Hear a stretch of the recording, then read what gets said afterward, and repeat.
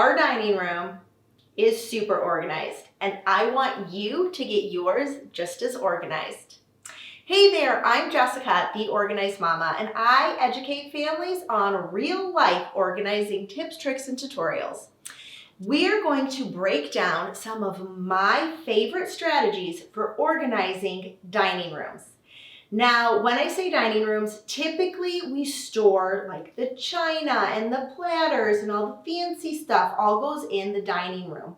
So I'm going to show you how I have created space in our dining room to store all of those items and give you some suggestions to do the same in yours. So all of our fancy stuff is stored in a buffet in the dining room. That's it. I gave myself a designated space for all of those items.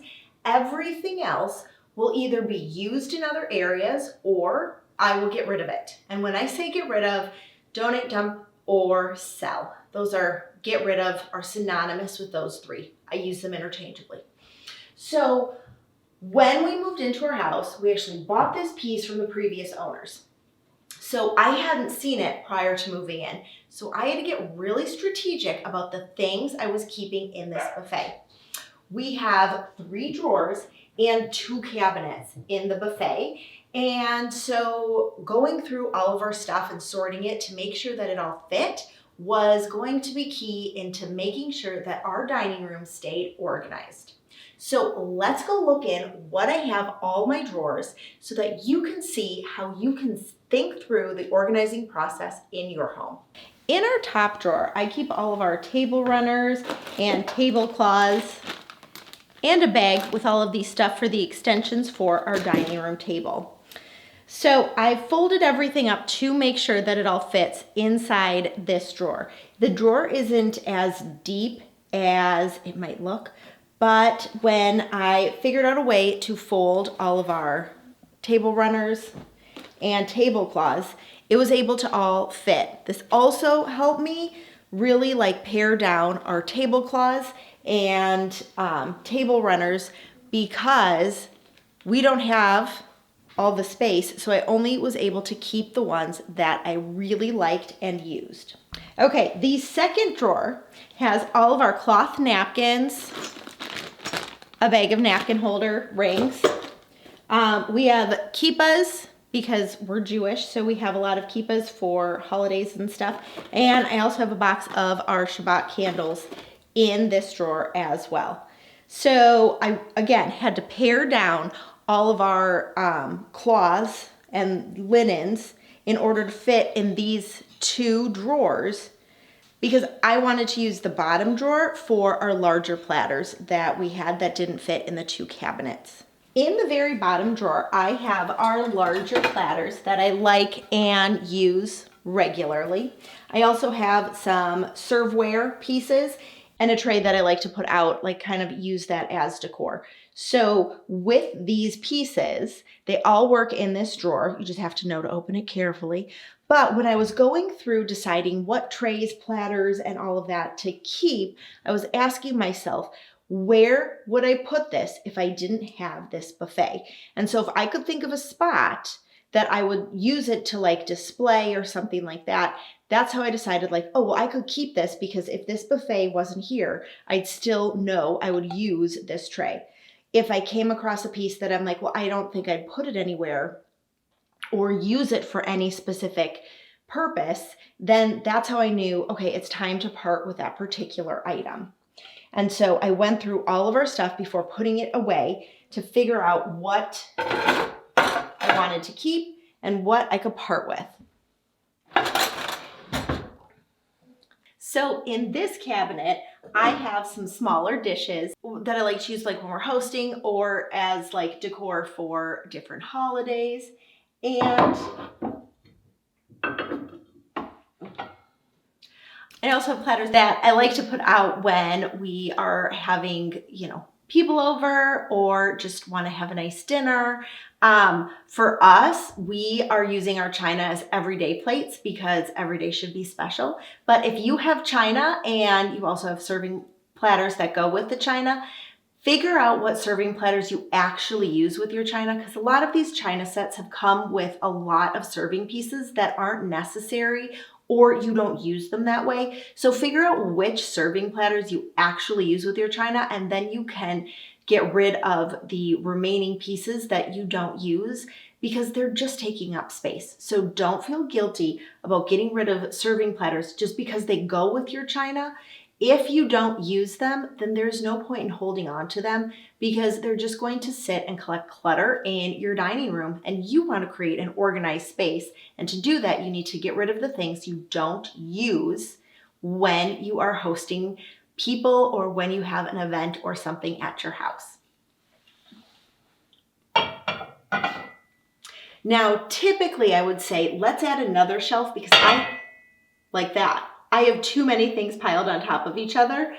Since this, is kind of like a custom piece that we think that they got, or it's just really old, we'd have to create some sort of shelf in order to add more storage for the bowls and dishes. So that is something we can easily do. Even getting a shelf riser so that you can stack it on top so that you don't stack all of the platters on top of each other is really the goal. It's not always feasible because sometimes you don't have the space for some of these shelf risers, and this doesn't have any of those, little prongy things where we can just get a piece of wood cut to size so we can create another shelf. So if that's the case, find a way to stack a few of your platters, and then hopefully you can find another solution for a shelf. See if a handyman can build one in, or if a shelf riser would work in your space as well, just to give you some more shelving so that you don't have to pile up all of your platters and everything. And you can get them easily because when they are stacked on top of each other, they are kind of difficult to kind of use. So try and keep it like, this one's 4 high, so I don't find that as cumbersome to remove to take out the bottom platter, but anything higher than that might be too much. And the thought of them breaking and falling apart just breaks my heart if something like that would happen. I once had a client, she stacked up all of these Christmas china pieces and some of them fell behind the shelf in her basement. They were shattered. My heart just broke for her because that's just so sad when you have something that's so special and then it was wrapped in all sorts of stuff. It just fell behind. So I don't want that to happen to your platters. So try and create a shelf or only go, a couple high before, you find some other solution, or just get rid of everything until you have about 4 high and then boom, you're good. And then in this cabinet, we have all of our, it's called Judaica. It's all of our menorahs and Shabbat candles and all sort of Jewish stuff. I keep it all here so that we can use, the Shabbat candles on Friday nights. We can use the menorahs, and everything is all together, making it really easy, accessible, and I can find everything that I need when I need it. Just pull it out.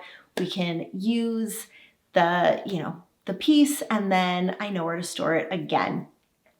Now, this is how it looks on the other side too. We have the shelf and then the bottom. So with that, I've gotten some stands. So for some special plates and platters, I have them on a stand so that they stand up. You can do that with your plates and platters, something a little special, and then line them up like they're standing, and then you can display them when you want to and put them back when you don't. So there are 2 different kinds of stands that I have. I have this silver one and I have this acrylic one that I got at the Container Store. So both of these are perfect, just depends on what type of plate or platter you are standing. This is our Seder plate. We use it for Passover, and it just goes right on the holder, and then I can put it in the shelf like that. And then I can take the next holder, put it right in front, and then put another plate, platter, dish, something in front of it so I can create space by standing up really special and meaningful pieces. This is a great way to utilize your space while still being able to use those pieces to decorate around your home too. So I had In our old kitchen, I had one of my great-grandmother's platters on this plate in a display cabinet in our kitchen. I loved it, and I was able to move that back and forth. Now it's actually out in our kitchen, so we use that for kind of like holding things by our sink. So I still have this piece, but I can use it to hold other things like different plates and platters, and then it can easily be stored in my buffet. So now it's your turn to go take action on organizing your dining room. Ask yourself questions like, if I didn't have this space, where would this item go? How often do I use this item? When was the last time I served anything on this fill in the blank? When you start asking yourself these questions, you're going to start triggering the brain to remember and think about things that maybe you don't need a particular item. Maybe it might be easier if you just didn't have it at all because it's just taking up space. Maybe somebody else in your family would better use an item like a serving platter or something than you. So look at all those options. Clear out all the stuff that you don't use, that isn't benefiting you in your home, and that you might just not like. Like if it's not your style, not your taste, there is nothing wrong with getting rid of that item because it is your home. You are there and you want to feel like it is home, it is cozy, it is yours. So make sure that you only keep the items that you love, use, or admire, and then you are sure to have an organized dining room. All of the paint colors, handles, knobs, all of my favorite things are listed below. You can read that over on theorganizedmama.com. Love what you see? Don't forget to subscribe. New videos every Wednesday.